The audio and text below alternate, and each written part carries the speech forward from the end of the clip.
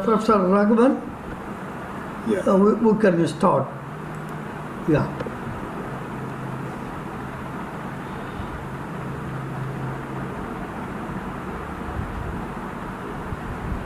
Yeah. Yesterday we were dealing with this knowledge production and development process. Today we are going to discuss on, the discussion is on parallelism. I gave the title something else, but I changed that yesterday only, that when I read all the thing again, I thought it is better to change this little change in the title of the today's topic. So today's topic is something like parallelism between process of production of knowledge and industry. The subject matter is the same, but I changed the title like that. So when we look into this production of knowledge, that is research methodology. Now there is a problem that I will explain. We have a this one illustration in this slide. So they have this some problem as a human, as an individual living in this inside the society, as an individual in this world, we feel so many problems. Physical problem, social problem, or cultural problem, any kind of problem. And as an academician, it is the responsibility of academician to solve that problem. And not only solving, then once it is solved, resolve the question, resolve this problem, then we have to communicate that the fellow academicians, not only fellow academicians, if possible, to the whole world, that I have invented a new this answer for my question. That question I developed from the problem. That's actually what is research. When we look into the process of industry, all this after Renaissance, everything happens. That is a new outlook on understanding this world as such. Moreover, application of this science as in the form of technology, then apply that technology on this rest of the world or anywhere, then that principle, when you apply that in some machinery, through some machinery, then it as a raw material, it gives all raw material gets these fine products. So that fine products move to the community, the society, and the society get changed accordingly.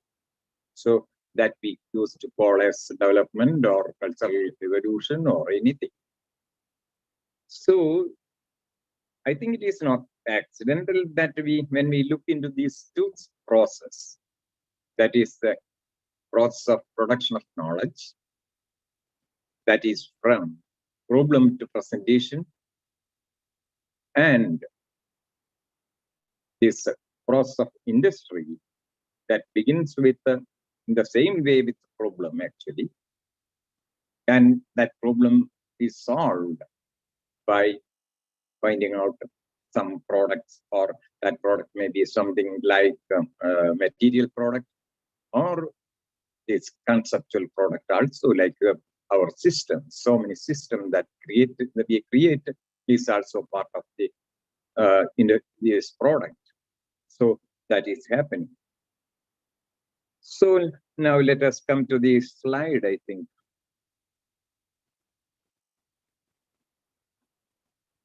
1 minute.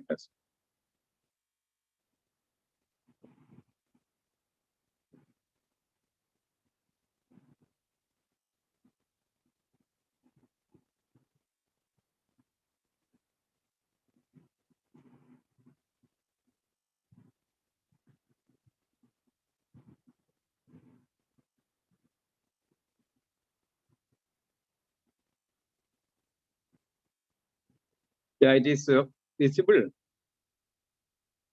Yeah. Visible, Okay. visible, Master. Visible. Visible. Okay. This is the problem that we are dealing with this in this session. That's parallelism between process of production of knowledge and industry. I think it's not coincidental or accidental. It is a part of after Renaissance, the way of understanding everything. Or if we say in another way, the ideology of both this research and the production of knowledge as well as this industry are the same. Actually, that was the earlier title. I put it like that, but some slides won't come inside that. That's why I changed this as parallelism between process of production of knowledge and industry. So, as we already explained in the last session, that how this knowledge, production of knowledge, extended to this industry, and that product out of industry, then it gets extension or intrude into the society, and the society gets changed. Then we call it as cultural change or social change or political change or any number of changes according to its features. So let us see what actually this one.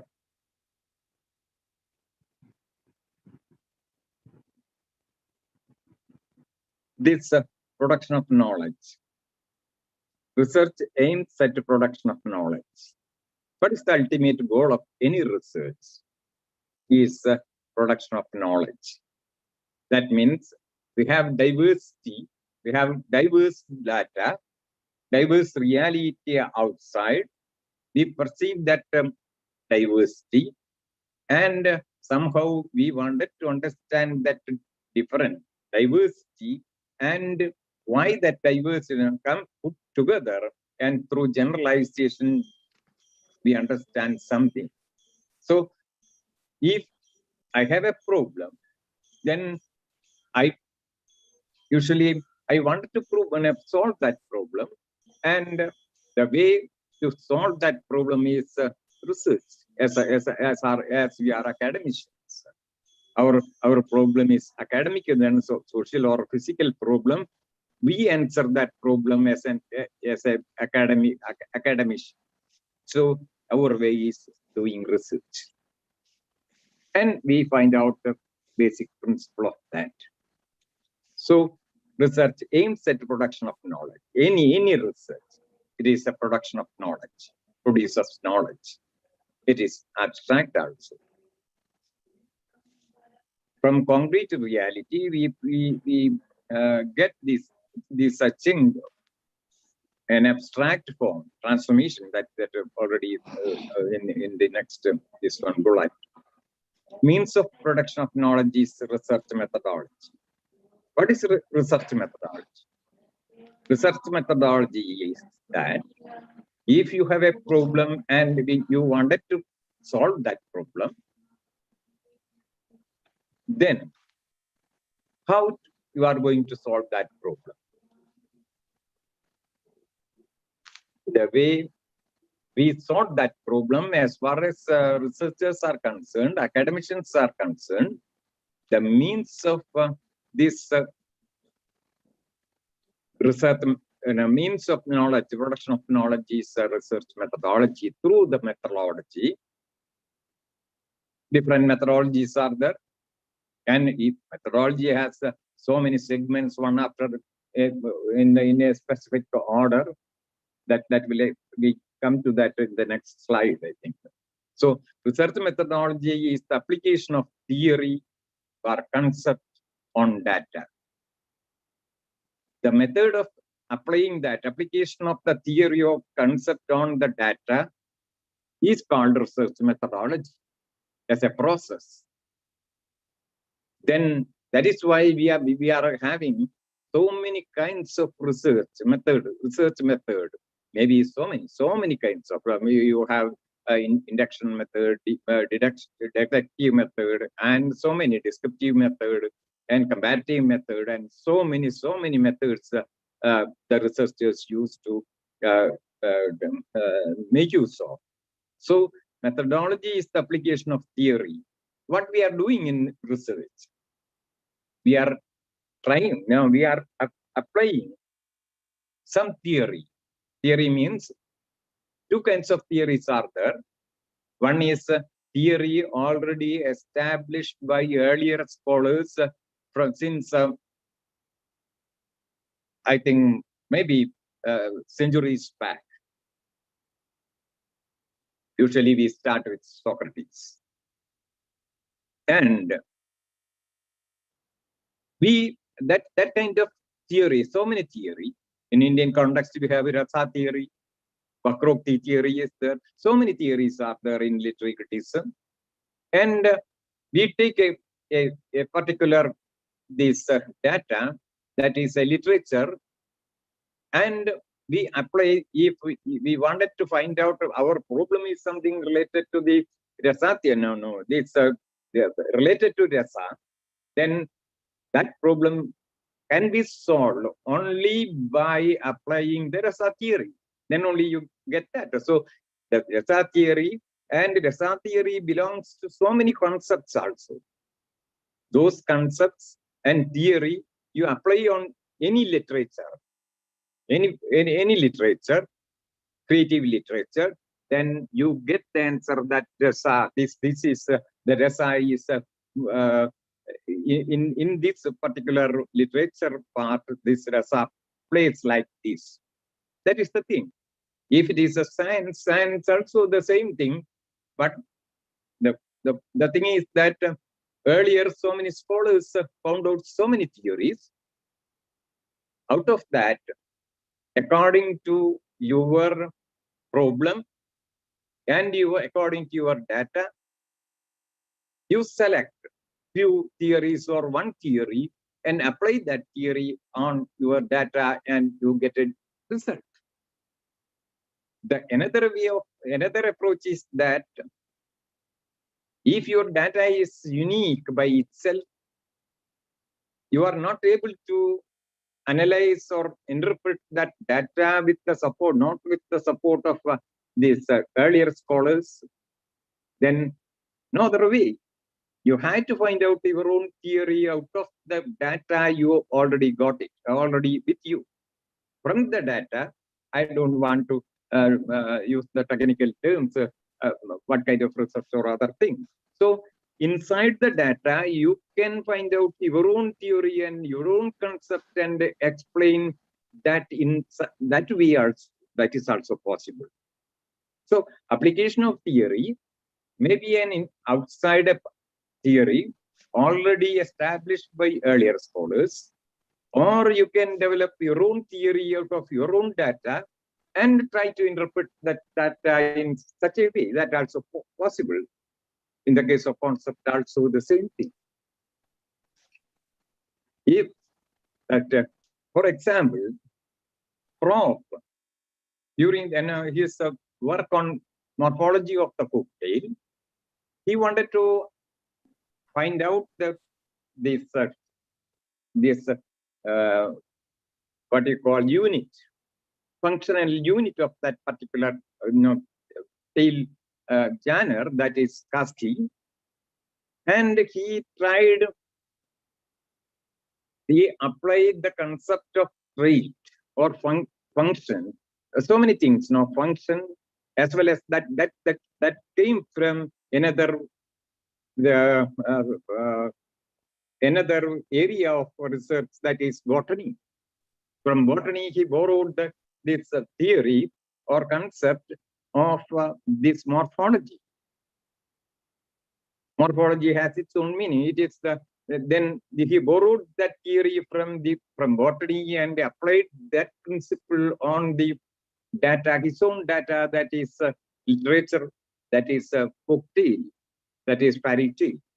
And he found out that these are the units, functional unit available in the totality of that particular tale genre. So that is the morphology of that tale.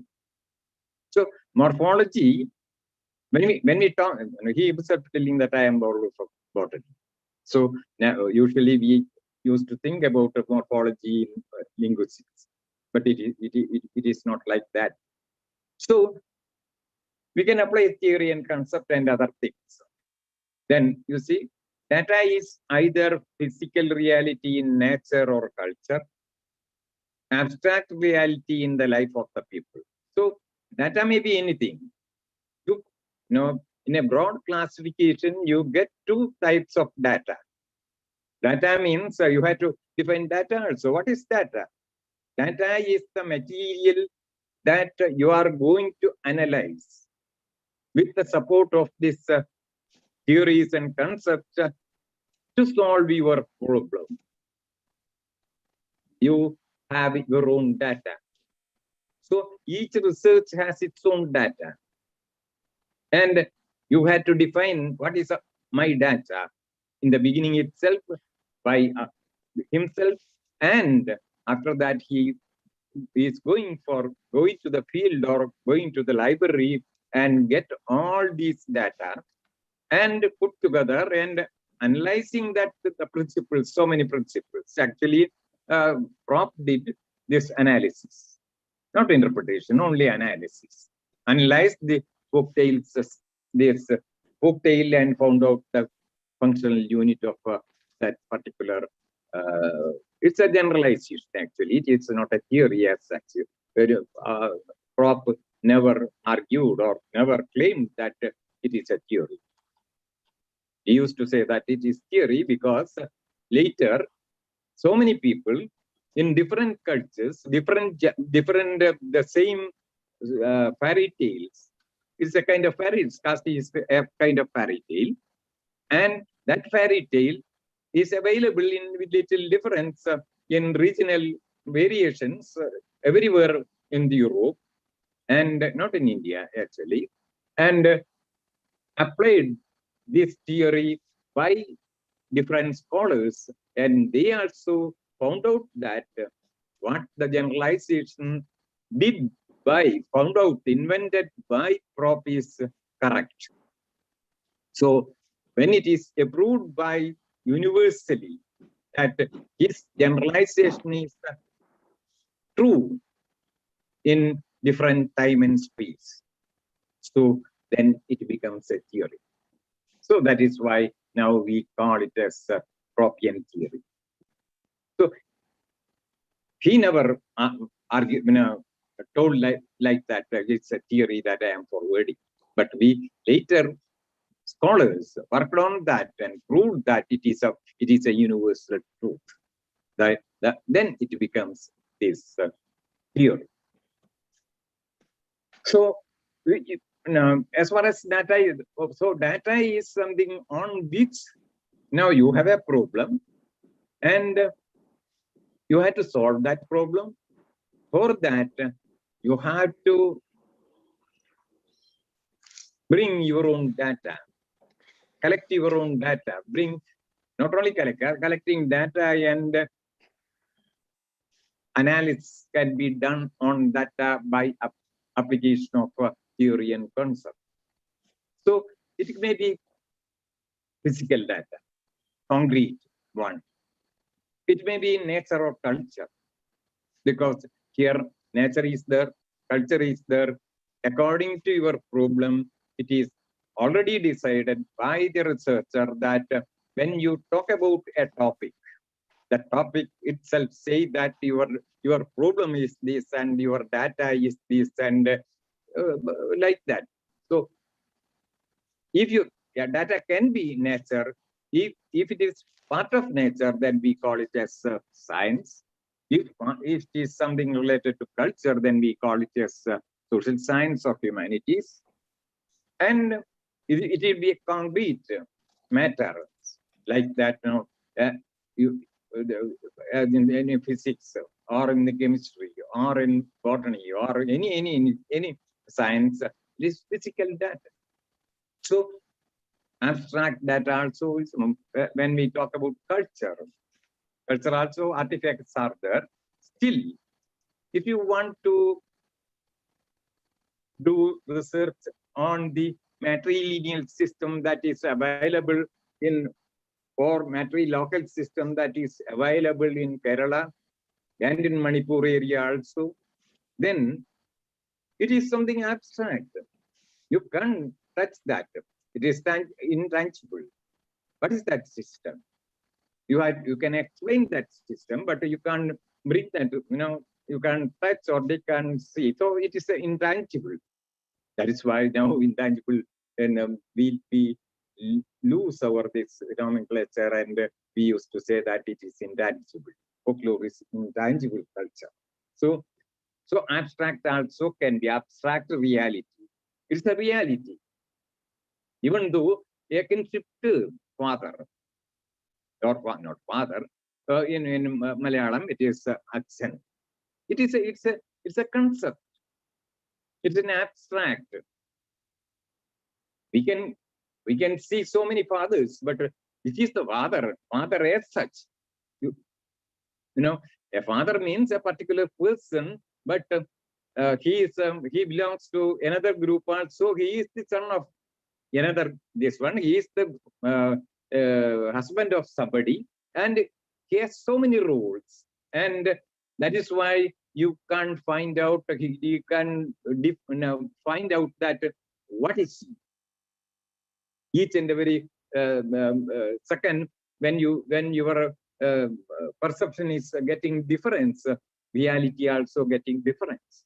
So abstract reality, as far as the father is Achan or this daddy or something, anyway, in culture they have their own terminology, in kinship terminology, and that terminology is something abstract. You can't see, you can't bring a father, you can bring an individual, but it is attributed on him. That fathership is attributed on him.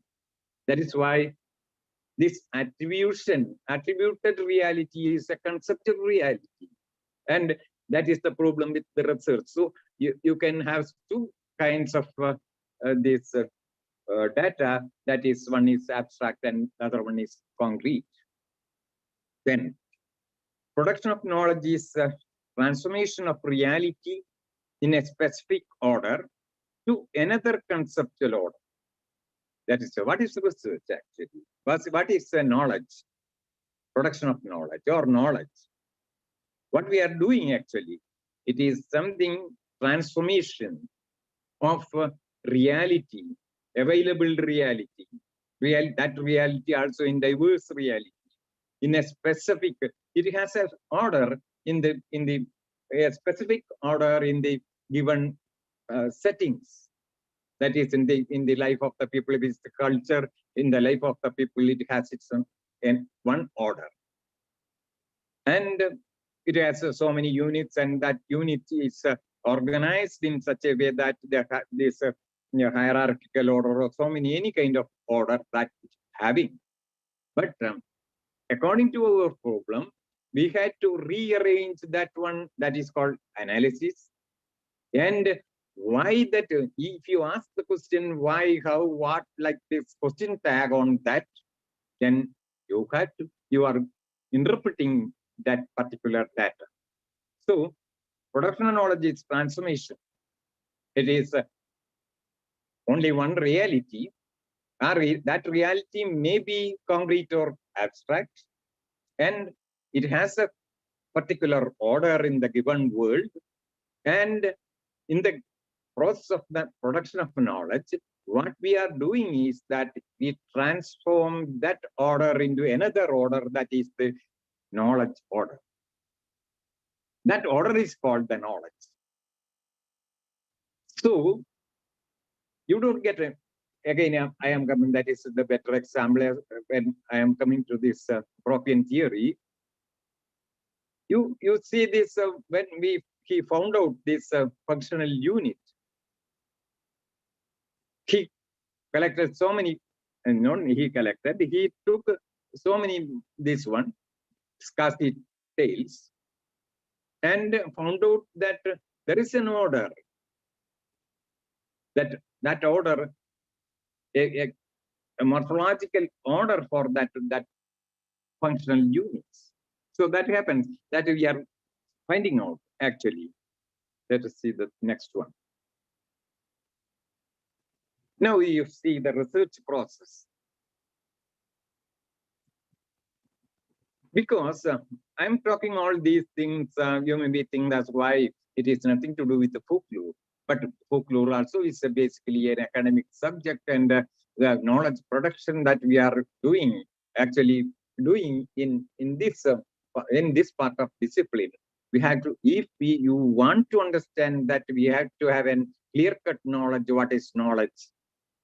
Knowledge about knowledge. Epistemological, knowing.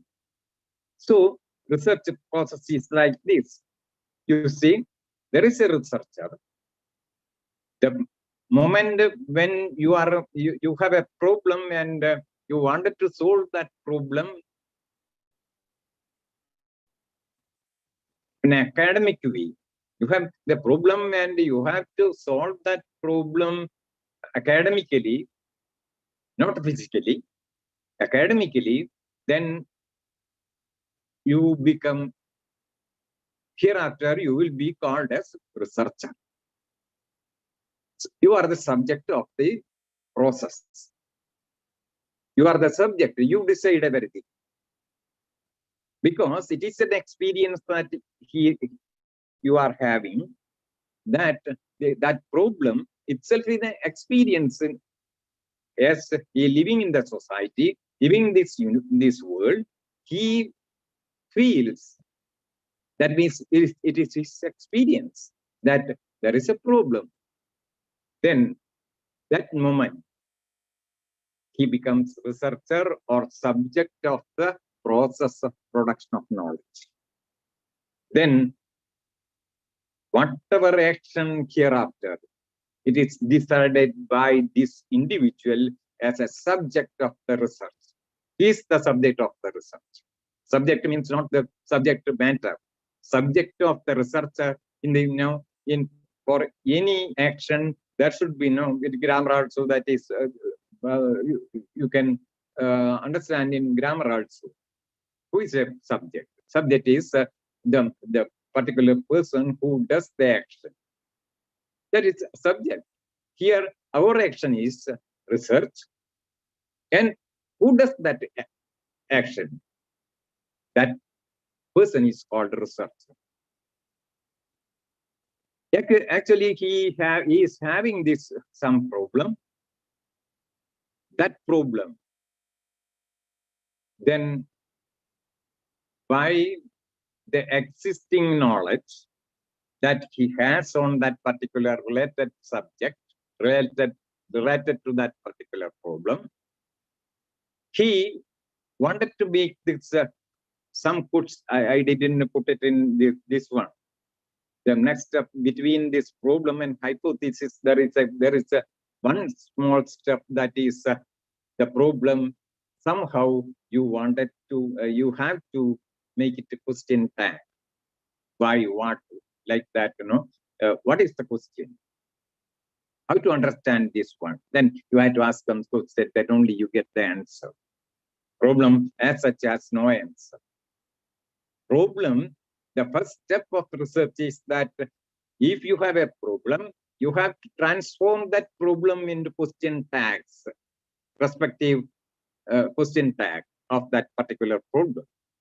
Then, before getting this knowledge, but this deep knowledge in that particular area, by reading, by going to the field for this preliminary research, then you get some data and you read so many things and you get an idea that this may be the reason for that.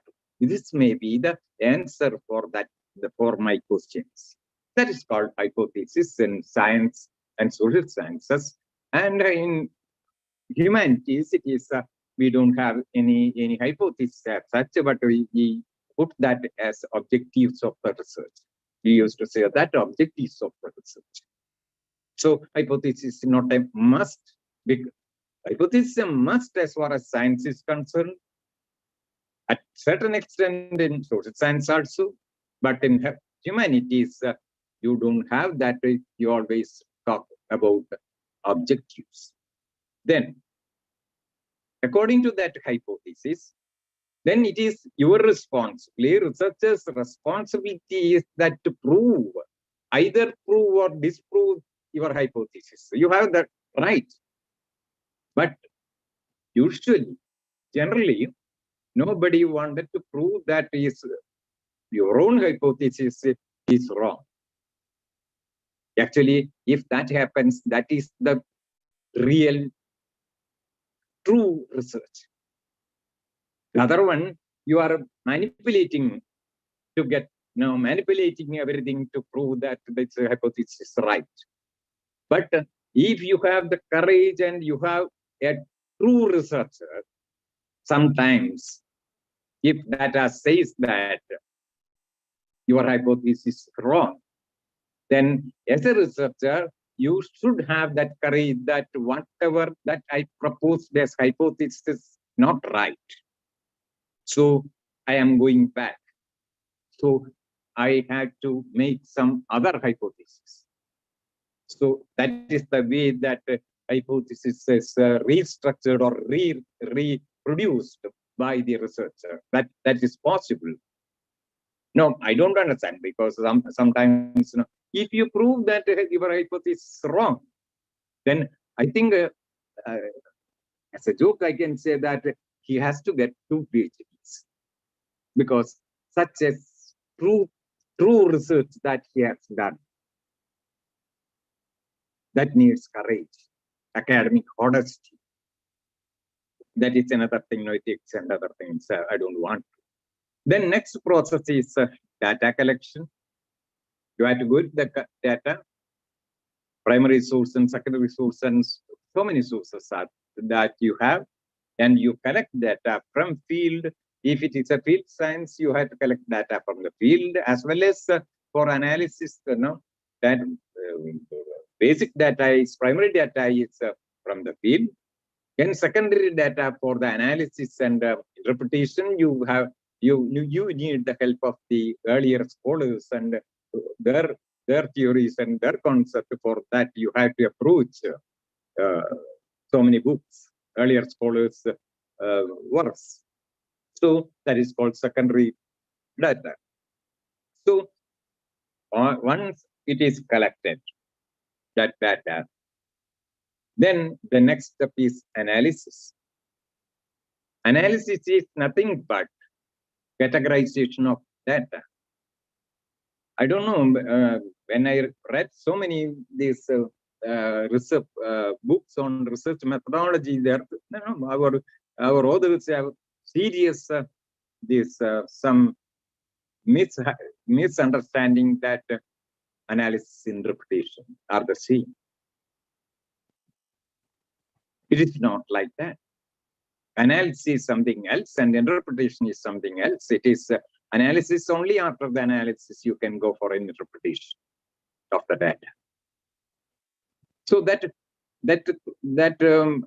kind of ambiguity, I think, not ambiguity, this people used to make no difference between analysis and interpretation. Analysis is the categorization of data. That itself is a knowledge. So you can stop your research. If your problem is something related to identify something, then your research ends with analysis. No problem, because analysis gives a new knowledge that this data is the problem that I have answered by this categorization. Categorization is cognition of the data, cognition of the reality, that from that reality you collect the data, cognize that, identify that. So that is thing analysis. And each subject has its own technical term for that. In botany, they used to say that it is the taxonomy. They divide into the whole this plant world into different categories and morphology each, and then on the basis that they used to say that this particular plant belongs to that particular family. Like that is taxonomy. That is called taxonomy. But usually in our science, our social science and other things, it is called categorization or analysis. So we can stop. If your problem is like that, to understand something, because the data is in such a way that it has its own order, as I earlier I told, it has its own order. That order won't enough to understand that. Then we have to clarify that we are doing. Okay. Then if the question tag is why, if your question tag is what, then your answer is ends with analysis. What is this? Then the answer is this is this. That is your research ends with analysis. If you ask the serious question, why this data behaves like this, your problem is like that. That question tag begins with why. Then you have no other go. You have to interpret that data and find out the reason for that. Answer that question why. For that, a particular kind of analysis is needed for that kind of interpretation. Your interpretation is your own interpretation, your data is your own data, and therefore your analysis should go with, correlate with, it coincides with this interpretation. Otherwise, it won't go inside or go into. So analysis in this case, what kind of interpretation you have?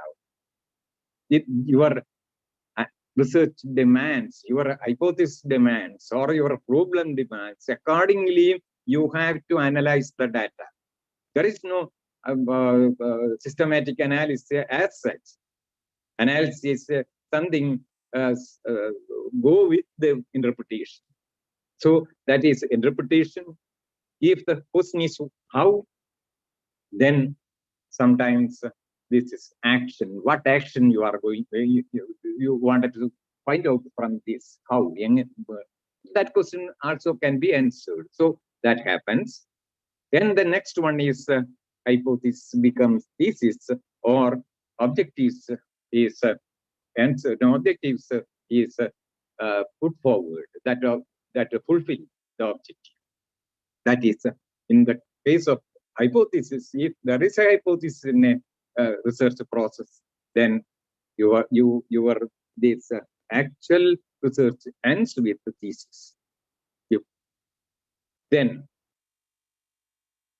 naturally your hypothesis has approved, then hypothesis itself it becomes thesis, or with modification you can make a new thesis also. Then naturally your problem is solved. Your mind is in a such a this one, so very calm and quiet. So the problem is with the academician is that a researcher is concerned. The whole research process, whether it is science or social science or humanities, it is a personal experience. Your eyes, 5 organs, whichever needed, you through that organs, you understand, you identify the data. according to the need of your problem. So it's a personal experience. That person, in the case of personal experience, the science wanted to make it more objective. Then they have this so many objective measurement method they have. So that is empirical method is there. So still, it is an individual experience. Any research is an individual experience. Then, as and when you communicate that with others, then it becomes a knowledge and attain the status of knowledge. Presentation, you write your thesis. You are writing your thesis, or you put in a video communication system, or any kind of presentation. That means your experience, you are transforming that experience into another form, that is any kind of presentation. Then only it can be communicated to other people, other academicians all over the world, and maybe when it is disseminated to the general public also. So it is the whole research is a personal experience, and we wanted to communicate that with others. Then the problem of presentation comes. So actually, this research process is ending with problem resolved. That is why here you see that right side you have a problem and left side it is solved. But research ends with the presentation. The whole process is over. Then in a triangulity, you try to express your own experience in a objective way, make others understand. This is the research process, that any research process, maybe science or social science or humanities, this is the thing that happens.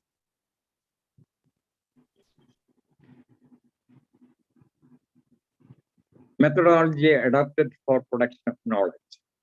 Centuries-old ongoing research methodology in social sciences, that is diverse reality to abstract universals through generalization. That is the process actually. Diverse reality is there, and you make it abstract, and to abstract universals. Diverse reality to abstract universals. Okay? Any knowledge is abstract. That is why we were talking about yesterday discussion was on the practice and knowledge. So that's the main difference. Make the abstract universals. When something in reality transform that into a abstract, universal abstract, then it is the knowledge. And it gets a applicability also. You can apply that on different situations, different atmosphere, environment, different things. You can apply that also. So that is the thing. I don't have much time to explain this. I put it like this because in the last part something make it more analogous to the industry. That is why I put like this. I don't have much time to do this. I think we can't finish this PowerPoint today. So anyway, that is the thing. That is a hypothesis, collection of data and tools. What is that is field work, or the collection of data. That is data and tools. We had to get data on which we are going to work. That is called data. And the thing that we are going to make you analyze data, the tools, in what way we are going to operate that data. That is, we need tools. Any operation, if a doctor wanted some kind of operation, accordingly he chose the tools. A tool that for eye operation cannot be used, can't be used for the stomach operation. So it differs. In the same way, you are doing analysis means you are doing operating the data that needs tools. So that tools actually that tool is called theories and concepts. I already explained that. Then interpretation is there, presentation is there. Then as far as collection of data is concerned, so many things are there. You see, all the thing is related to collection of data and analysis also. Then there is a problem with this exceptional rule in science, especially. Now, naturally, if we go for analysis of a data or interpretation of data, it is, as you know, it is generalization. Certain data won't accept that the rule that you frame. It is always go outside. It is jumping out and tell that I don't agree with your findings. And what to do? Either you can avoid, while collecting the data itself, you can avoid this data. It is ethically, it is not right, because research ethics won't allow that. You have no right to discard some data because you wanted to prove your hypothesis. If I collect this data and put it for analysis, and while interpretation, it won't allow me to generalize that, or our tools won't. Tools is not enough to interpret that kind of data. Then what to do? So, as a true research, as a true researcher, you have the responsibility to prove that this data behaves like this because of this reason. That reason you have to find out from going back to the field and find out that what is the reason why this data is not go with this generalization or theoretical this one. Understand? Then that is called exceptional rule. Then you find out some rule for that. That is called exceptional rule. So that is why that in medical science also, you see, if you have some problem with your health, then naturally this, such, not all diseases, doctor advise you to get examine your urine and this deficit. Why? Because that urine deficit is thrown out from the while this digestion. If you have some problem with your digestion, then those things that thing somehow has to go outside, thrown out. It is very well its presence is set in the urine or this deficit. Then doctor can find out that what is the problem with your digestion or any kind of disease. In the same way, if your data while analyzing as a systematic way of understanding that some data behaves in a strange way, then you have to find out your reason and what is the problem with this data, because life, the data, nature or culture, it has a part of a system. It has its own structure and system. That system, structure and system, we are finding out, and this reality is what this data not go with this system. Then we had to find out the reason for that. Then it is an exceptional rule. Then only your research will be proved and fully done. Let us see the next one. Then main objectives of the methodology.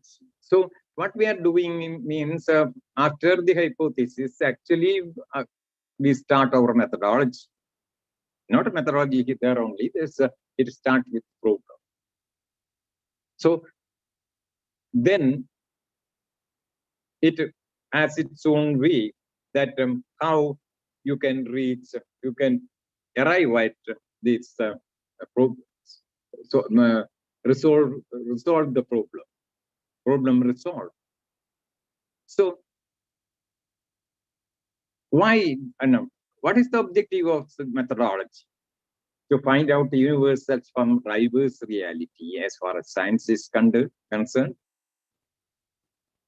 To lay down principles for the application of universal principles on specific diverse reality, technology. Application of technology on nature is industry. Here comes industry. Ultimate goal is to promote industrialization. After Renaissance, what happened to the last 2-3 centuries in this world is, whether it is science or social science or humanities, this is a process, and the ultimate goal is to support, promote industrialization.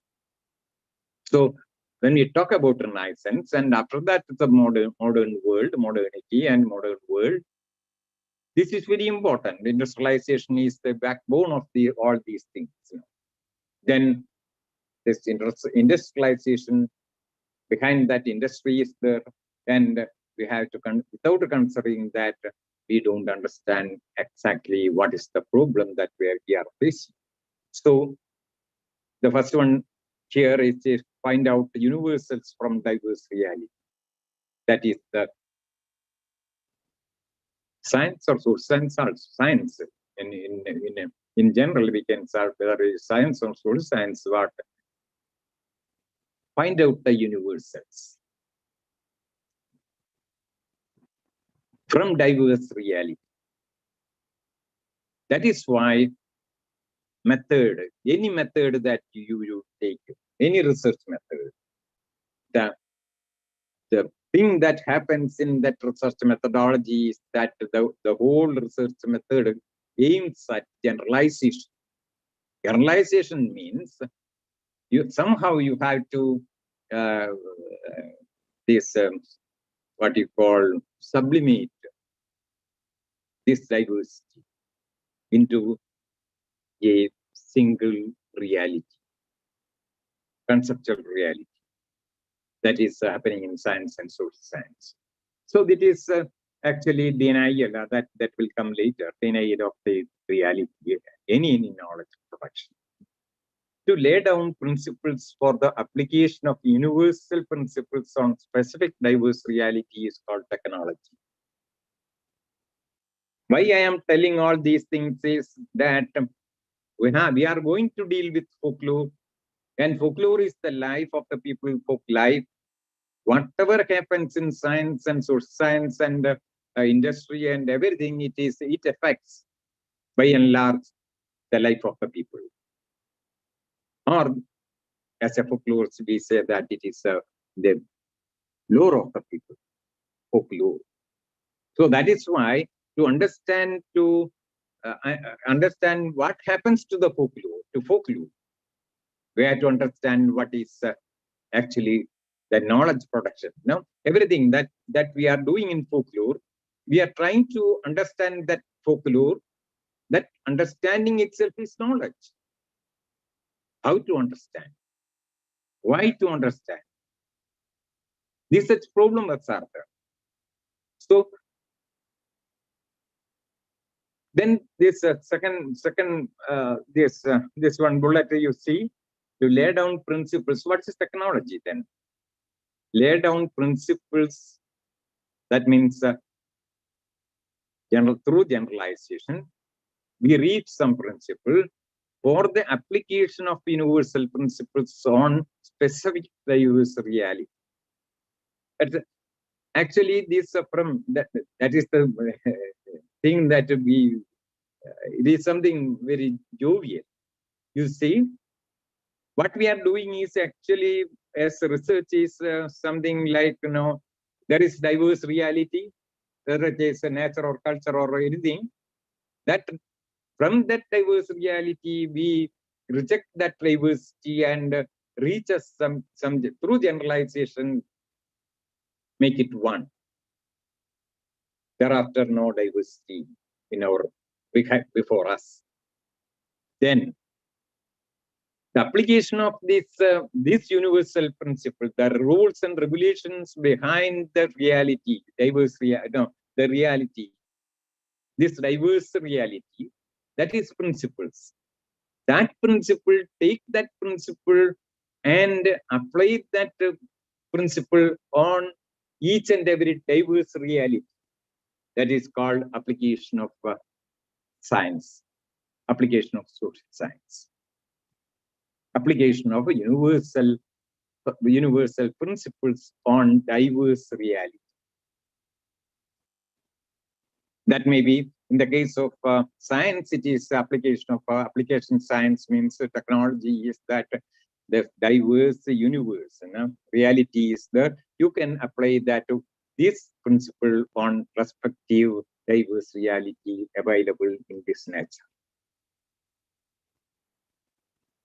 As far as society is concerned, you find out some certain principles how people behave, behavioral pattern, and the principle behind that also. Then apply that on the one of the diversity or selected diversity, applying these principles on that is the actually called application science, application of social science. So application of psychology, applied psychology, or applied anthropology, or applied linguistics, or anything. Then the problem comes, what is then applied folklore? People were telling that, when we read all these things, sometimes we come across this applied folklore. It is not possible. I think we had to deal with this subject, I think, later. In the case of folklore, as far as folklore is understood by us, because application is possible only for science, not for social science, and not for humanities. Then if it is social science, because anthropology is social science, psychology is social science, because Freud did this, so many psychologists did this, find out the principle of mind of the people, and that rule applied on the disease, the people having some mental disease, then it was cured. So that application is there. But in the case of folklore, if you want to have a particular applied folklore, you had to decide whether it is a science or whether it is social science or humanities. Only social science have basic principles, find out basic principles, and that principle can be applied on folklore, particular folklore, and then you can change that folklore. We never considered folklore as social science. Then people are talking about applied folklore. What nonsense we are doing. There is no application part for literature, humanities, other subject, art. So that is another thing, and we have to discuss it later. Application of technology on nature is industry. Here, this industry enters. Application of technology. We explained what is technology. That technology also has its own principle. That principle says that in this way, the rule how to apply this scientific principle on the diverse reality is called technology. That technology is, when we apply that, materialize that, that is called industry. Where this happens, this application of this one, application of Now, when we consider social science, certain subject as social sciences, then that also having that application. It is possible. So, ultimate goal is to promote industrialization. Because that I will explain. Yesterday I explained little. I think again tomorrow or today I am going to explain once more. I think again and again I wanted to. Ultimate goal is to promote industrialization. Because as far as knowledge production is concerned, it is the replica, the extended replica of the research methodology, research process. Production of knowledge, the method of production of knowledge. Industry is the replica of extended replica of this research methodology. That I wanted to prove hereafter. I am talking about that, I think. Now, science and social science both are complementary to each other. Then only we can argue in such a way. Science moves towards technology, then it moves towards product. That means through industry, and it becomes product. So the ultimate goal of any science, for science sake, it is nobody will agree on that idea. Why you wanted to find out the rule of the certain reality, then you say it is my, once upon a time, I think as far as literature people are concerned, they used to say that art for art's sake, literature for literature's sake, you read or not, I don't mind. You appreciated or not, somebody appreciated or not, it is not my concern. Art is for art's sake. I felt like that, then I draw this picture. Then you see or you understand, it is not my concern. That kind of a argument was there in modern period also. In the last part of the modern period, we have that argument. In the same way, you can't do that science is for science sake. We can't. Because if it is science, the next step is technology. And the next step is industry. The next step is product. Not only science, social science also. Social science mainly deals with social systems, its structure and other things, Then you can change the society, making use of these principles, make you understand this is that you are doing this, that behaving in such a manner because of this, and you can apply that on that. That is what application is possible.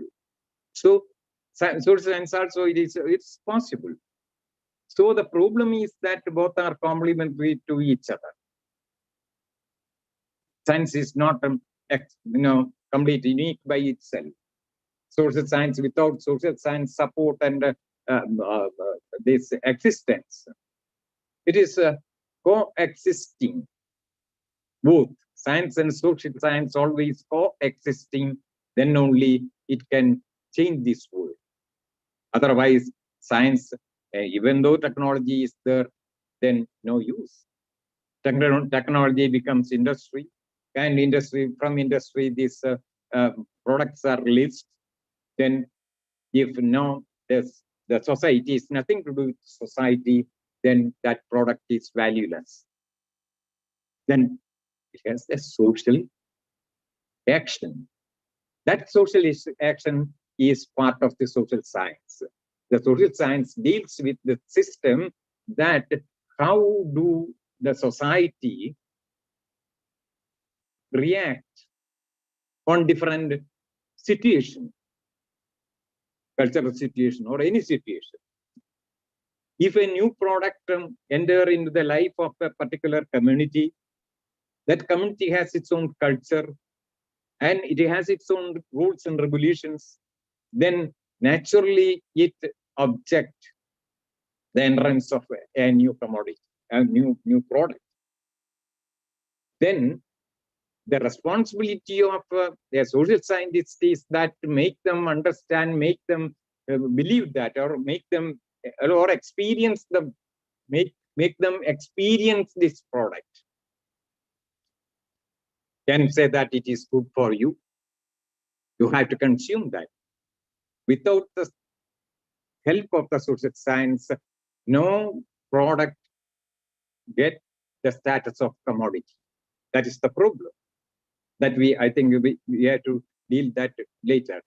So why I am talking all these things, that whatever happens in this world, in the name of science or technology or industry or evolution of culture or anything, it affects the life of the people.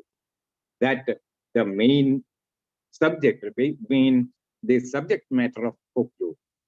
So without understanding this theoretical framework, a theoretical understanding, you can't understand folklore, what happens to folklore. When we were talking about folklorization or folklorism, or Richard Dawson used to say that fake lore, without understanding these such theoretical background, it cannot be explained. Why, in what situation, Richard M. Dawson was forced to put a new concept, fake lore. A particular context is there, like the context of life of the people of the world. Then he wanted to propose a new concept, that fake lore. So in that way, we have to understand this. Why this in a particular 1980s, this before that also, I think, even in 1970s also, folklorism by this Italian scholar, I forgot his name, Hans Moser. He introduced a new concept that this, as I said, then it was again modified, and this another the same concept with the modification forwarded by what is Regina Bendix, that is folklorism. Why? Because it now in the midst of the new world order that is happening on those days. Culture is a tremendous culture. Life of the people get tremendous change. Inside that, this folklore is surviving. That also tamed in such a way that it appropriate with the new situation. Then it moves outside. So all theories that we have, Dan Benham was talking about folklore in context. Why? Because folklore goes beyond the boundary and enter into some other context and behave in another way. So he wanted to define folklore in such a way that folklore in context. So all these are because without understanding whatever happens in science, whatever happens in social sciences, and what kind of social change all these subject and its application giving to the society, and the society is molding accordingly, then all this is part of our life also. So without knowing this, a folklorist cannot assess a data or what happens to the folklore. So that is why we should have this kind of knowledge on methodology also. So function of social science and humanities to create awareness to consume new products. That is the main this function of social science and humanities. Why? Because you are not now. Each and every culture has its own identity, and a foreign body. Yes, we used to say in science, a foreign biological studies. If a foreign body enter into our body, whether our body or our blood or anything, it affects, it resists. That resistance is coming as a disease. That is why corona is a body outside this something enter into this one and create trouble to the system. Then we say that it is a disease, virus disease. So viral disease. So antibody enter into any system, then that system becoming corrupted, and to reinstate the earlier situation, we have to do something. Or we can, so in the same way, a foreign body is a new culture, part of culture, or new product enter into this body of the society or the life of the people. Then what happens? Usually in the first time, now in the beginning, it tries to resist. It is not ours. So we don't want to accept that. So we will reject any society. Then it is because your mental, this state is like that. No, you are trained. You are, as a folk. Each and every individual has that part of the folk mind, and they refuse this one. A new product enter into this one. It naturally it won't work. For example, anything, any new object or any commodity enter into a system, life system, then it will try to reject that. No, when I can give an example that when I think early, maybe 1980 or 85, in my house, we got a dining table. What happened, 4 years together, maybe more than 1 decade, it kept idle. It never used. Because the system, the kinship system, and in that each family has its own kinship system that regulates this behavioral pattern.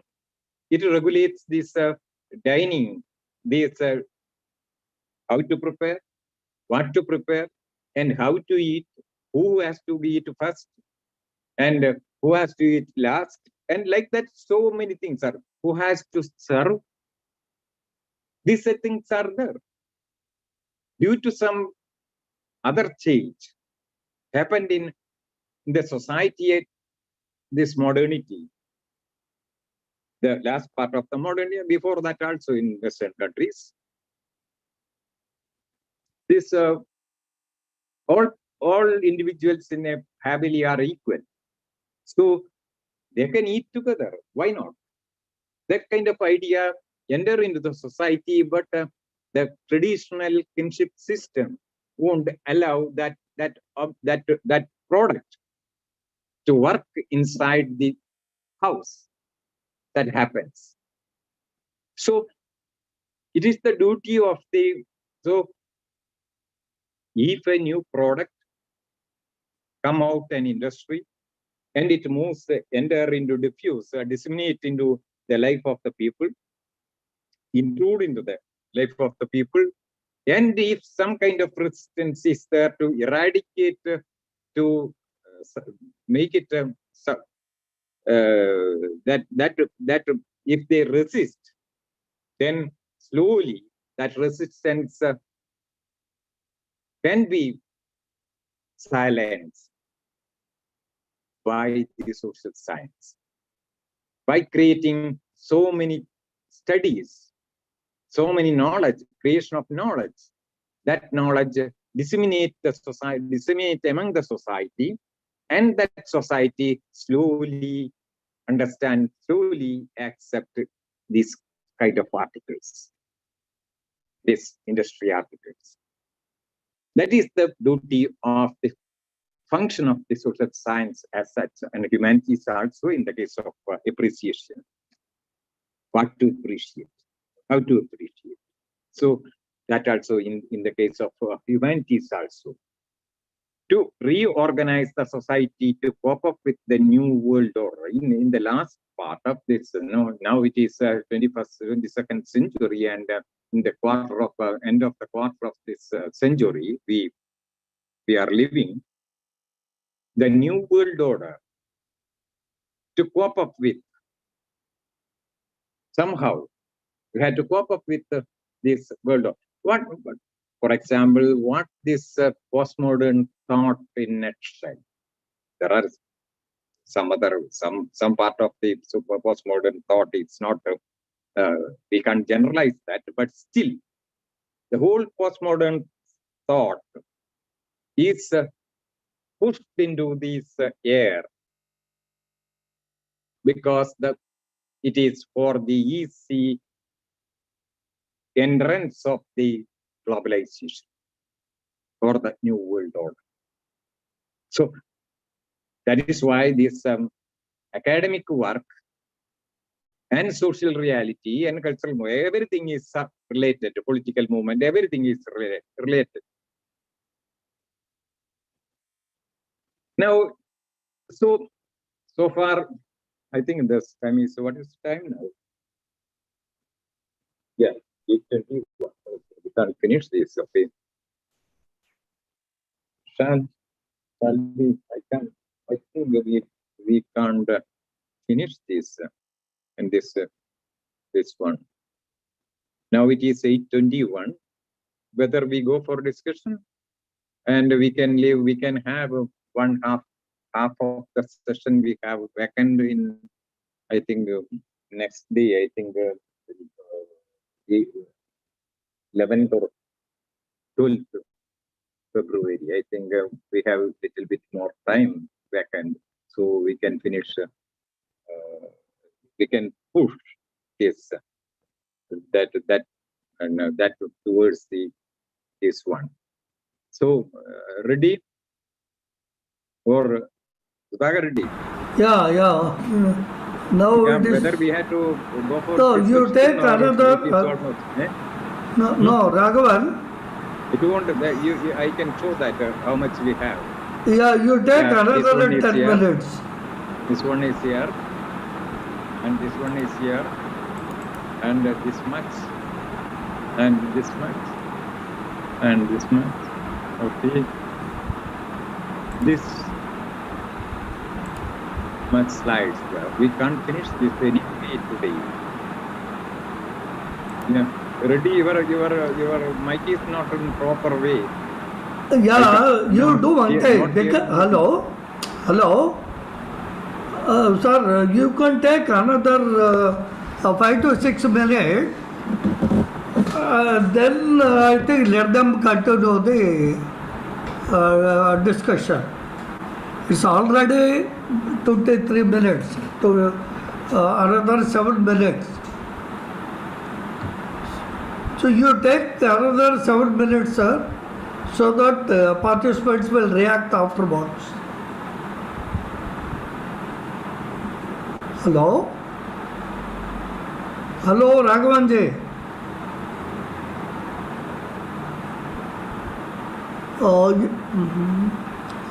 Hello. What happened?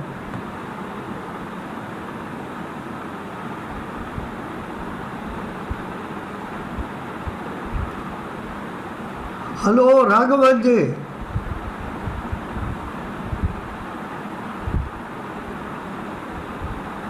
Can anyone hear me? Is it Yes, sir. audible, my voice? Yes, sir. Yes, sir. Oh. Yes, sir. Audible, audible, audible. Then what about Professor Raghavan?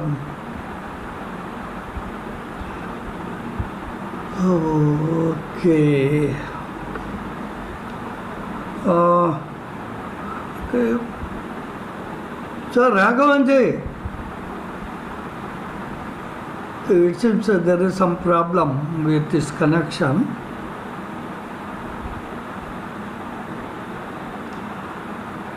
If participants have any doubts,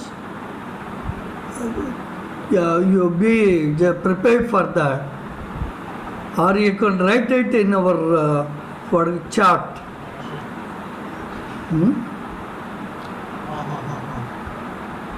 അല്ല ഇതിലിപ്പോ ഒരെണ്ണം ഉണ്ടല്ലോ മാഷ, already ഉണ്ടല്ലോ, ഒരെണ്ണം ഉണ്ട്. അതുകൊണ്ട് ഞാനിപ്പോ ആസ്റ്റ് അൺമ്യൂട്ട് എന്ന് പറഞ്ഞ് കൊടുത്തിട്ടുണ്ട്.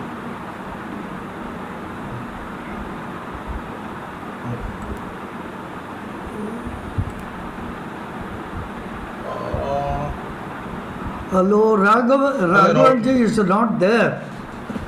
നോട്ട് പാഡിൽ കൂടെ കയറണം.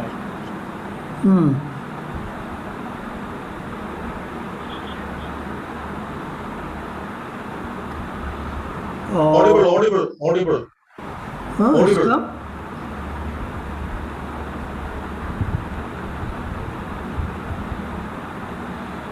Okay. So itself there is some problem with this connection. മാഷെ മറ്റേ നോട്ട് പാഡിൽ കൂടെ തന്നെ കയറണം മാഷെ. Okay.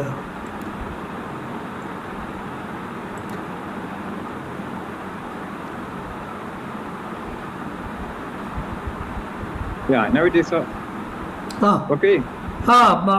Professor Raghavan, you take for another 5 minutes. Yeah. Then we will continue the discussion. Yeah. Okay. Okay.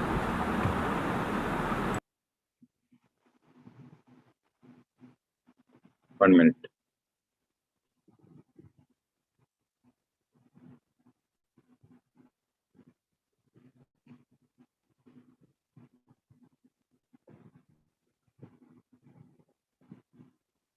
Yeah, it is seen.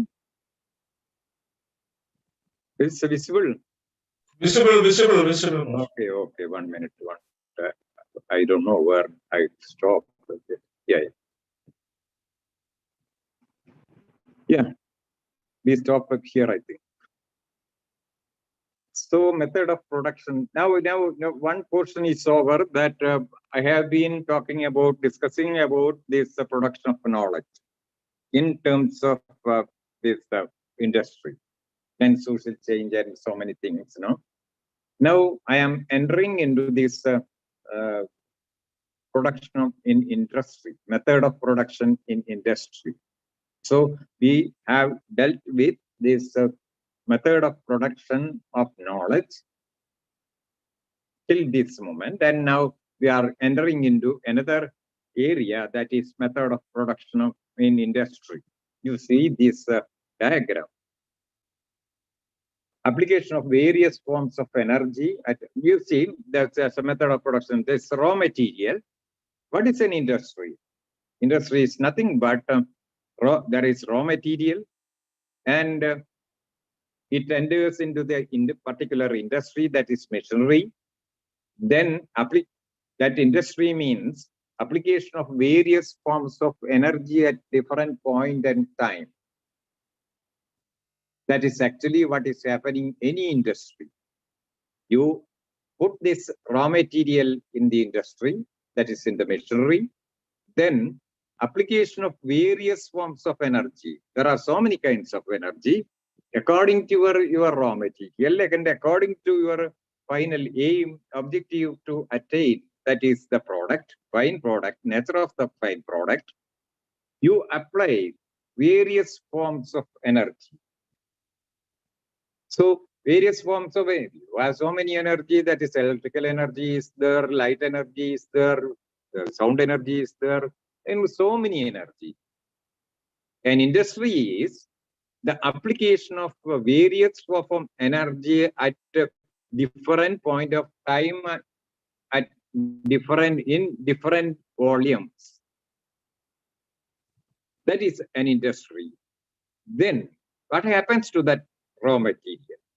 The raw material come out of the industry becomes fine product. As you see in the last part, that is, I put it in a little bit yellow, that one, that is a beautiful product, fine product. This is industry. Here ends the function of industry. The rest of the part is not part of the industry. It is something related to trade and commerce that we deal with later. This is what happens now. The next step of production of knowledge and its application, one part. Then that application is the application, you get the technology, and after that technology, when we at the moment you get the technology, you apply that technology on raw material. Raw material is nature or culture.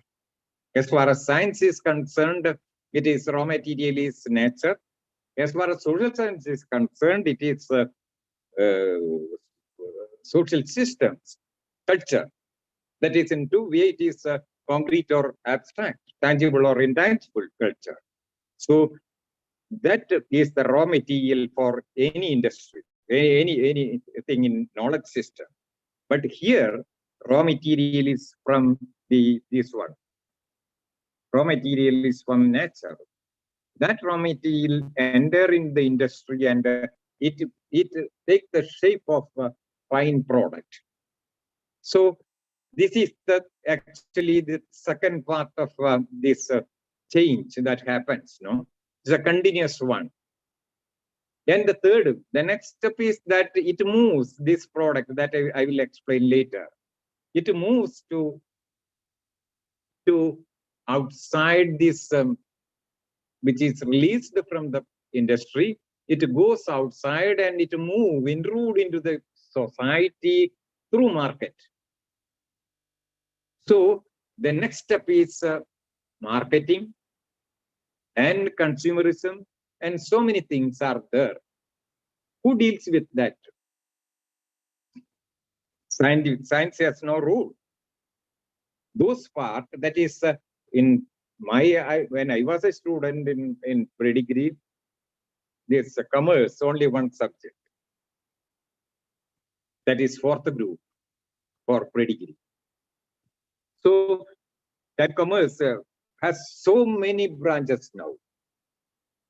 As a discipline, that area, that what is the subject matter of this this part of thing is that after this product moves to the society, there is different segments. It goes to the market and it attracts this society, and demand comes. Then that demand makes it make the value, decide the value of that particular product, and like that, that part is there to make consumers, when you get consumers. There are so many researches on that also, finding out the truth, how the particular society behaves and what is the remedy to disseminate this kind of product into that society. Like that, the problem comes in that area, that part of this one is deals with social science, nothing to do with science. So in the beginning, what happens, there's social science, science and social science and its application. Humanities also is there. And the second part is that the industry. The third part is that market. So without understanding this, you can't understand folklorism. You are not able to understand this, what is called public sphere or public folklore. You never understand. Because if the market, if you know market, what is market and market value, and this all these related subject, social science, Then only you can have a clear understanding about the public folklore. So we have to have this such knowledge. That is why we wanted to have this workshop. We folklorists has to be cautious enough to deal with our subject. We have to have knowledge in other subjects also. How the society works, how the nature works. We have to have a clear-cut idea. That is why I wanted to deal with this subject. Okay, now let us go to this one, I think. Yeah, I think we will stop here. Yeah. Now I request the participants for your impressions, or if you have any questions, you please.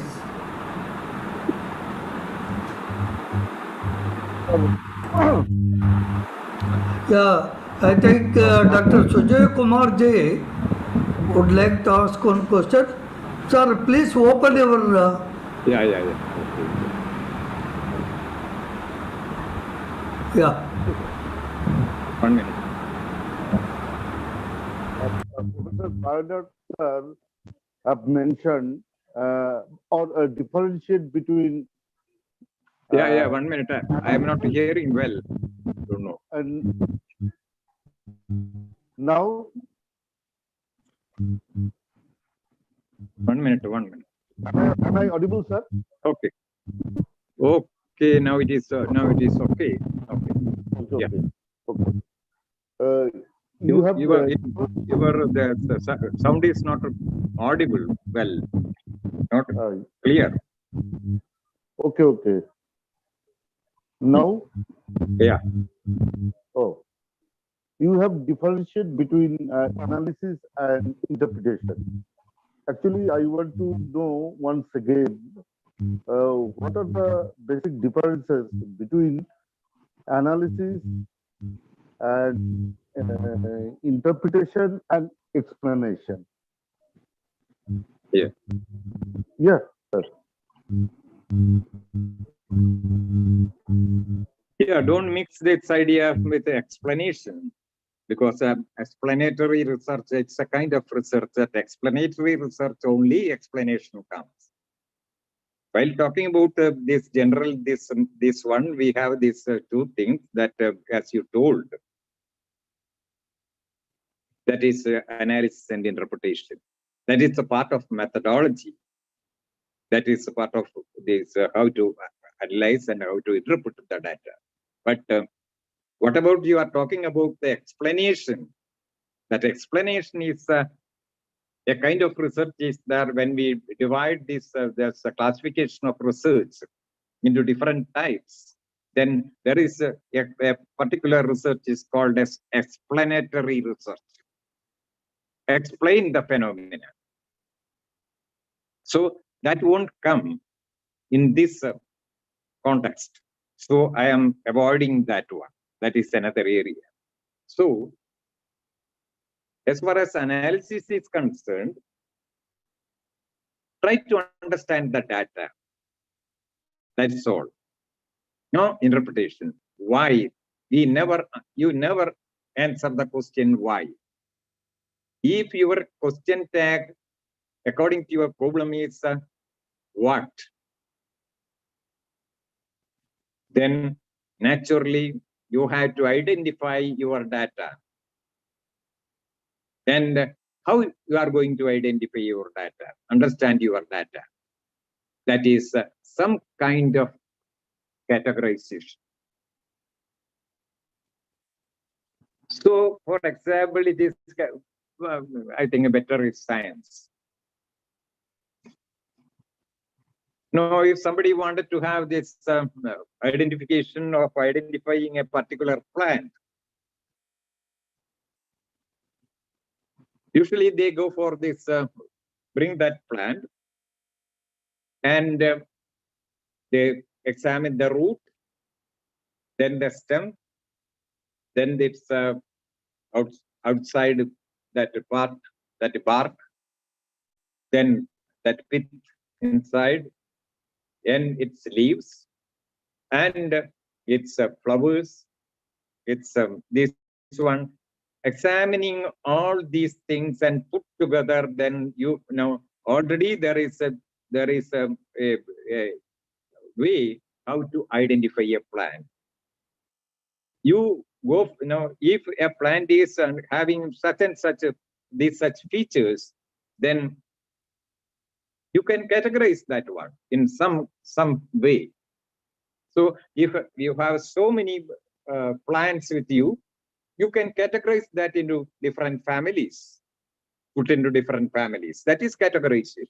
That is analysis. Morphology is an analytical tool. So analysis, it won't give the question, no, answer the question, why this plant is like this? It never, they are not supposed to give that answer. Why this plant behave this, then that question is answered only through interpretation, because you have to put the available data together and discourse dialogue with each data with the other data, and you find out at last you find out that this is the thing. So that is interpretation. So as far as then I can come with this again Lewis prop. Prop's analysis is only prop's theory is on analysis, analyzing fairy tale, not interpreting. But structural anthropology by Levi-Strauss and his Science of Mythology series is dealt with this interpretation also. Not only with this, without analysis, interpretation is not possible. But without interpretation, you can have this analysis. Analysis in the that part, and it extends it moves towards interpretation. If your problem is something related to identify something, then analysis is enough for your thesis research. If you ask a question, why people are telling these such tales,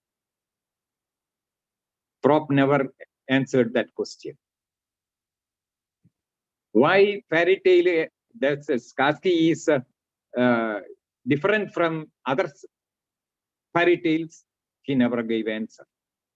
He answered only one question: what is Skarsky? He answered that question. This is Skarsky. Later, other people worked on fairy tales in different area, and they found out that this is this belongs. That is why Skarsky also belongs to fairy tale. So it is a rule for analytic. We analyzed and found out that this is identifying and naming that as fairy tale for Skarsky. Skarsky, identifying Skarsky. What is Skarsky? Then you can identify that other tale forms available in Ukraine society that never come under this Skarsky. So you are identifying that one. That is analysis. Okay. Thank you, sir. Thank you. Yeah. Any other person?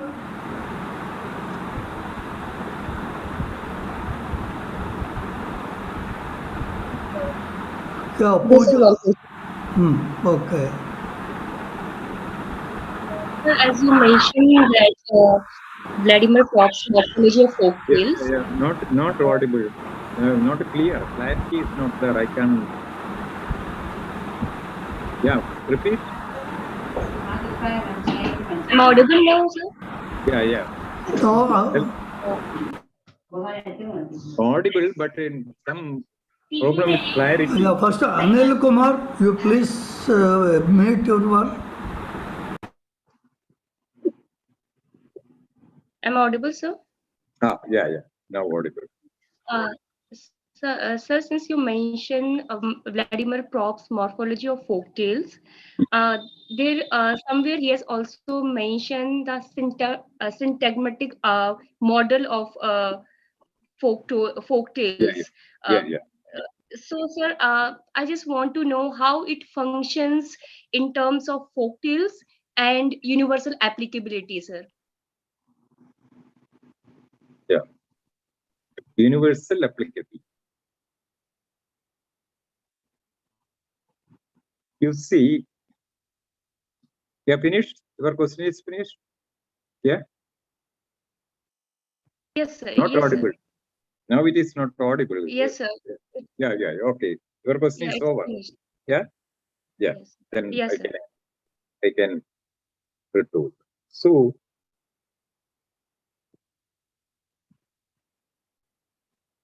actually, the theoretical framework made use of prop is syntagmatic structuralism. No doubt about that. That is the base of that.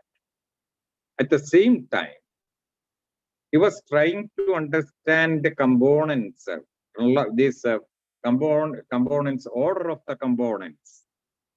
It has an order, specific order. As we see in language, if you can utter a sentence without including all the phonemes that you have in your language. It is not needed. So, phonemical rule is there, phonological rule is there, how to utter and how to come all these, the arrangements of phonemes in a particular language is different from another language. So, in the same way, a tale has its own, in this case, Skaski, has its own order. Is unit. It has a unit, and each unit has preceded and proceeded by such and such things. There is nobody can break that, because even though there are 31 functions, units in that in Skaski tales, you never get that 31 in one tale.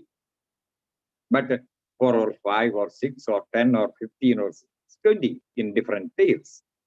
But the problem is that he found out that, but even though this the whole this segments units are not available in particular tale, still there is an order for that which functional unit come first and next like that. In that order, it has also its own rule. If you certain units can be missed, it never affects this structure of that tree. So that is the thing that he was doing, actually. So through generally, this as taken by other scholars all over the world, and they proved that this kind of order, syntagmatic order of the functional units is seen in all fairy tales, not other tales, all over the world. So then it attained the status of a theory. It is called theory, Syntax-Propian theory, based on syntagmatic structuralism. And that is why it has, it says approval by different point of time and space. It is true. That is why it is called as this Propian theory, or syntagmatic structuralism theory as far as a tale is concerned. So generalization is the tool used for all these things, how to find out this function. There is a methodology for that. Okay, that is your answer is you are satisfied with my answer? Yeah, yes, sir. Yeah, okay. Thank you, sir.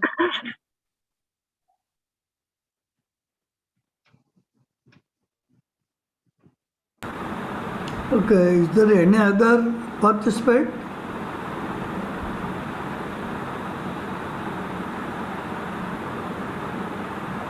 Yeah, Yeah, please ask Ananya. Yes.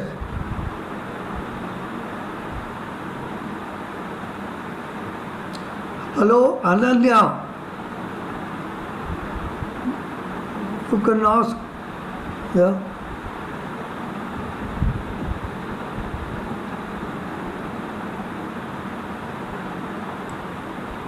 Is there any question?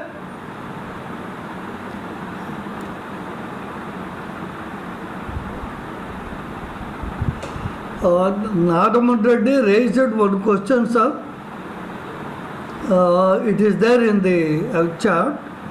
Is the real life behavior reflects any folklore object of knowledge? Hello, Raghavan. Yeah, what it means, I don't understand that sentence. Yeah, that's it. You understand, you give an explanation. Yeah. But you can read once more. Once again.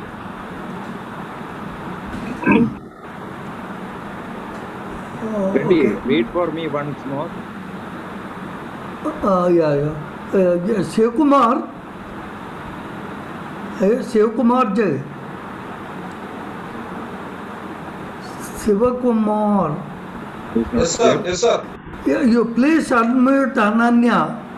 See, I have already unmuted, sir. Okay. And No, she it has to. seems she is unable to unmute her audio. She would like to ask a question.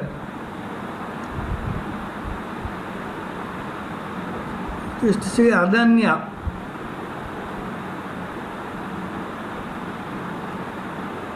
Yeah.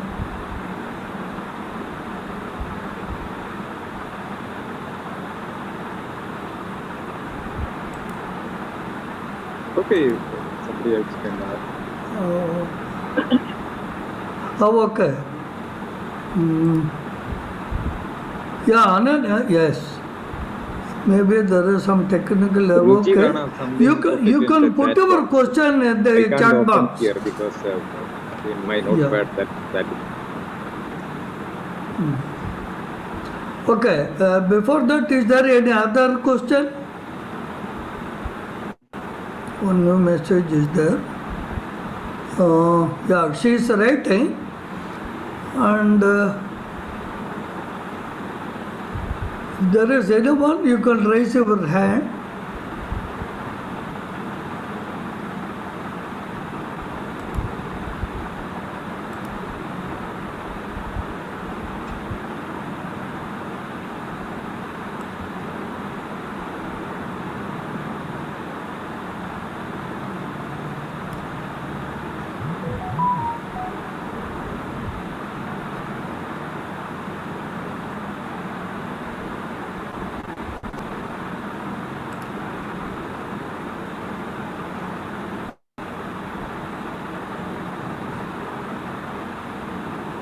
Is there any question other than Ananya? Ananya is writing her question. Yeah. Is there anyone else?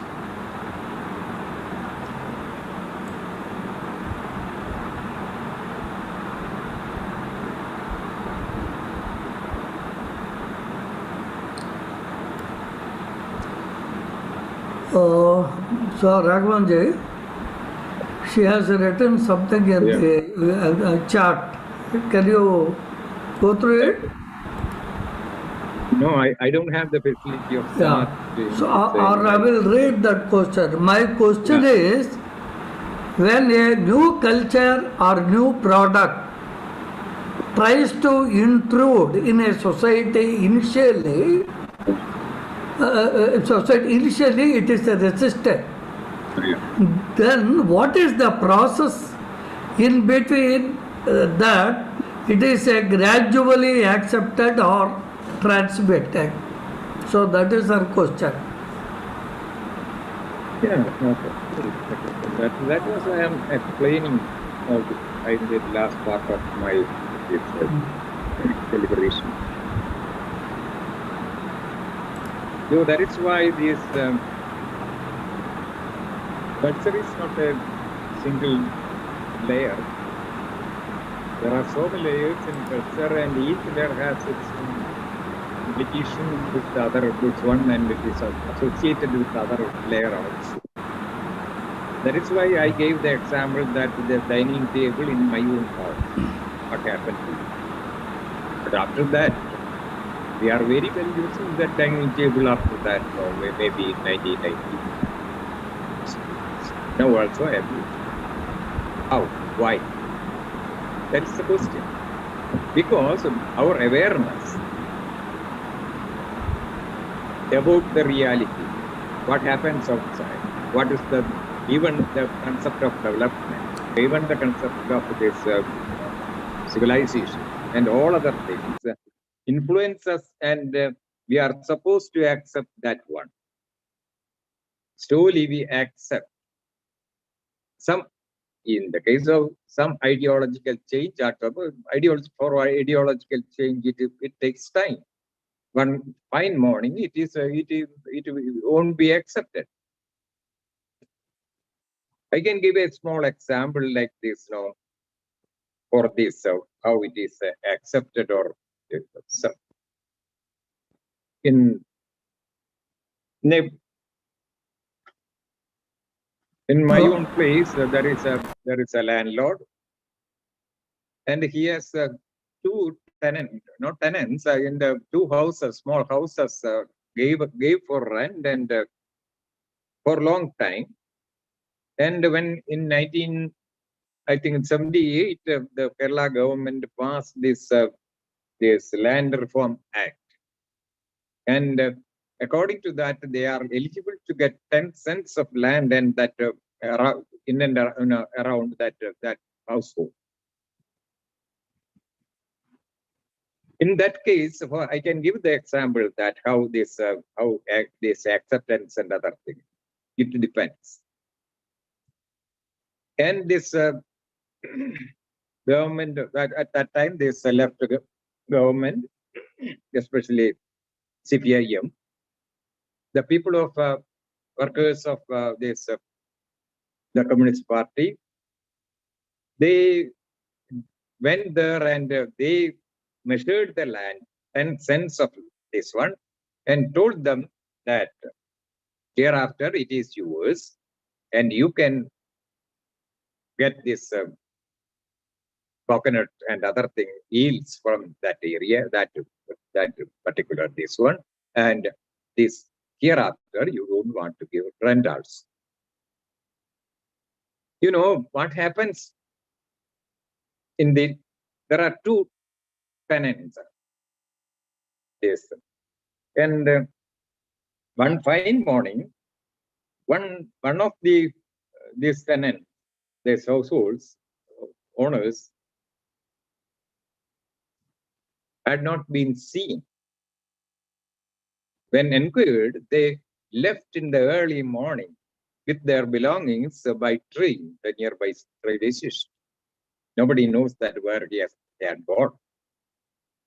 And the other tenant, this household, they got this 10 cents. They are very well, they are very happy, and they are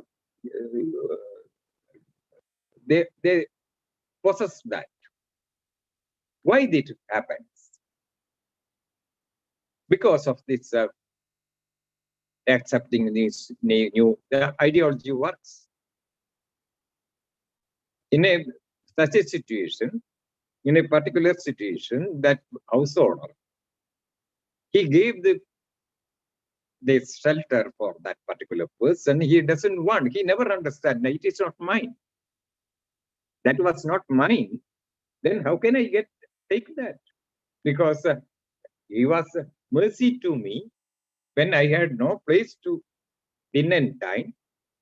This man gave this land as well as this house. And how can I take that? It is not, which is not mine. That is the attitude of one. And the attitude of the next one is something else. They are very happy. It takes time. Because when a bill comes, and passes in the assembly, and it becomes a rule, and it has called this how to employ that rule. And after that, even everything is God. Then also, people never sometimes refuse. They don't understand the morality. They don't understand that legitimacy. They don't understand many things. So that is I think here this gives the answer for your question. But after some time, everybody approves that. In Kerala, nobody has no doubt about this land reform act and its result. Everybody approved that. Yeah, you are satisfied with this example? There is one more question. Could you explain the last points about folklorism? Yeah, folklorism is the definition of folklorism is that folklore in out of context. It may be secondary context or tertiary context, say any number of contexts. The folklore that appears in out of context, it may be first secondary context or tertiary or any number of contexts can be.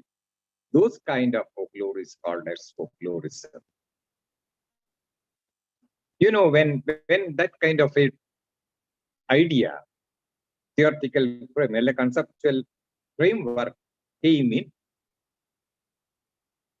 so it moves outside for different pressures, structural pressure, social pressure, financial pressure, or so many other pressure. And the legitimacy of the particular folk on particular folklore. Then the question, who owns the folklore? That legitimacy was questioned. And it moves outside, taken by the particular folk or individual as part of that particular folk, or it can be taken by the outsider also. And all this happens in our society. Then the question was, as far as folkloristics is concerned, folklore is concerned, the question is that whether it comes under the purview of the folklore studies, because it is out of context. It has nothing to do with it. No, it cannot be considered as a text in the beginning itself, but later we accepted that because the social change that happens, and so many other changes happens in the society. This situation that happens, whatever happens to the folklore as an object or as a concrete system or something, people accepted that. Then theoretical framework to understand this one folklorism and how their argument was that there is folklorization. A folklore becomes folklorism because it moves the structural pressure or environmental pressure or the social pressure or something. It moves outside the particular society, a particular group, and it moves outside. And later, where it goes and who deals with this folklore, who deals with a particular folklore form, and they themselves become a particular group, a particular folk, and that also becoming a folklore. This process, a folklorism later with this outside pressure, it also get the status of a folklore. That process is called folklorization. So we had that is the argument. So folklore is a static, not a static one. It moves. It undergoes changes, and that changes. According to that change, we had to prove that theoretically we had to accept that, because once a folklorism is originated, in due course, it through folklorization process, it also becomes folklore. Then It is part of folklore. That is the argument. Now, can you follow me? Can you follow me?